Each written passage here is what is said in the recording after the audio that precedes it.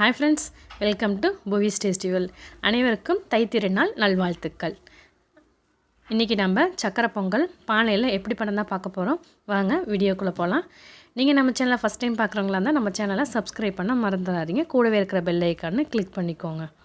இப்போ நம்ம ஒரு பாத்திரத்தில் ஒரு டம்ளர் அளவுக்கு வந்து அரிசி எடுத்துக்கலாம். பச்சை அரிசி, அது வந்து 250 கிராம் இருக்கும். அடுத்தது வந்து நம்ம பாசிப்பருப்பு எடுத்துக்கலாம். இது வந்து 100 கிராம் இருக்கும். இதை நம்ம நல்லா வந்து தண்ணி ஊற்றி நல்லா அலசிட்டு 2-3 வாட்டி அலசிக்கோங்க. அலசிட்டு நம்ம 3ஆவது வாட்டி ஊற்றுற தண்ணியிலேருந்து வந்து தண்ணியை வந்து அலசி எடுத்து ஒரு பாத்திரத்தில் எடுத்து வச்சுக்கோங்க.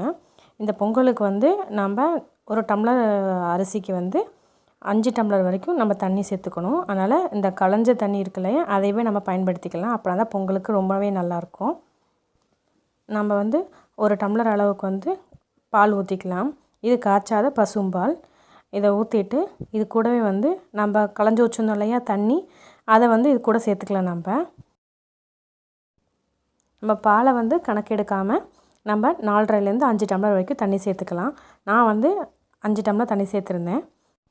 பாருங்கள், நம்மளுக்கு வந்து ரெடி ஆயிடுச்சு. இப்போ நம்ம வந்து இதை வந்து அடுப்பில் வச்சு ரெடி பண்ணிக்கலாம். நம்ம வந்து சில்வர் பாத்திரத்தில் வந்து செய்கிறனால சீக்கிரமே அடி பிடிச்சிரும். அதனால் வந்து நம்ம ஃபுல்லாக கிளறி விட்டுட்டே இருக்கணும். இல்லைன்னா சீக்கிரமே வந்து சாப்பாடு வந்து அடி பிடிச்சிரும். பாருங்கள், நம்ம வச்சது வந்து பால் வந்து நல்லா பொங்கி வருது. பால் நல்லா பொங்கி வந்ததுக்கப்புறம் நம்ம அரிசி போட்டுக்கலாம்.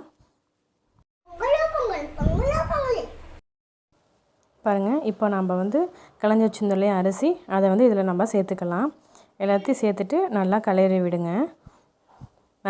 நல்லா வேகணும். அரிசி நல்லா குழஞ்சி நல்லா வெந்ததுக்கப்புறம் தான் நம்ம அடுத்ததெல்லாம் சேர்க்கணும். பாருங்கள், இப்போ வந்து நல்லா அரிசி வெந்துருச்சு. இப்போ நம்ம இது கூட வெல்லம் சேர்த்துக்கலாம். நம்ம ஒரு டம்ளர் அரிசி எடுத்துருந்தோம் இல்லையா, அது வந்து 250 கிராம். இப்போ நம்ம வெல்லம் வந்து ஒரு 1/2 கிலோ போல் வெல்லம் சேர்த்துக்கணும். அப்புறம் தான் நம்மளுக்கு ஸ்வீட்னஸ் கிடைக்கும். நம்ம வெல்லம் வந்து தூசிலாம் இருந்துச்சுன்னா தண்ணியில் கொஞ்சமாக கரைச்சிட்டு நீங்கள் அதை கூட வடிகட்டி சேர்த்துக்கலாம். பாருங்கள், சேர்த்துட்டு நல்லா கிளறி விடுங்க. அப்புறம் ஏலக்காய் ஒரு 3 ஏலக்காய் போல் போட்டுப்போங்க. வெல்லம் போட்டோன்னே நம்மளுக்கு வந்து அரிசி வந்து கொஞ்சம் இலகுன மாதிரி இருக்கும். அது கொஞ்சம் நேரம் வந்து நம்ம கிள்ளிகிட்டே இருந்தோம்னா கொஞ்சம் கெட்டியாயிரும். அந்த ஸ்டேஜில் வந்து நம்ம நெய் போட்டுக்கலாம். ஒரு 3 டேபிள் ஸ்பூனாக நெய் போட்டுக்கோங்க. நெய் போட்டுட்டு நல்லா கிளறி விடுங்க. அடி பிடிக்காமல் இருக்கிறதுக்காக கிளறி விட்டுட்டே இருங்க. பாருங்கள், கொஞ்சமாக கெட்டியாகும். அந்த ஸ்டேஜில் வந்து நம்ம துருவன தேங்காய் இருக்குது இல்லைங்களா, அதை வந்து இது கூட நம்ம சேர்த்துக்கலாம். நம்மளுக்கு வந்து பீஸாக போடுறதையும் போட்டுக்கலாம். நீங்கள் இது மாதிரி திருவி கூட நம்ம சேர்த்துக்கலாம். நம்ம தேங்காய் போட்டு நல்லா மிக்ஸ் பண்ணி விடுங்க. மிக்ஸ் பண்ணிவிட்டு நம்ம இப்போ வந்து முந்திரி பருப்பு திராட்சையை வந்து தாளிச்சிருவோம்.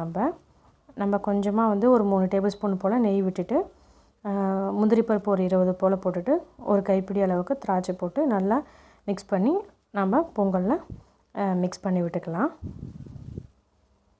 பாருங்கள், கொஞ்சம் ரெடியானதும் நம்ம அதை பொங்கலில் போட்டு நல்லா மிக்ஸ் பண்ணி விட்டுக்கலாம். இப்போ வந்து நம்மளுக்கு பானையில் செஞ்ச சக்கரை பொங்கல் ரெடி ஆயிடுச்சு. பாருங்கள், அதோட பதம் வந்து ரொம்பவே கரெக்டாக வந்துருந்தது. நீங்களும் செஞ்சு பார்த்துட்டு எப்படி கமெண்ட் பண்ணுங்கள். மறக்காமல் நம்ம சேனலை சப்ஸ்கிரைப் பண்ணிக்கோங்க.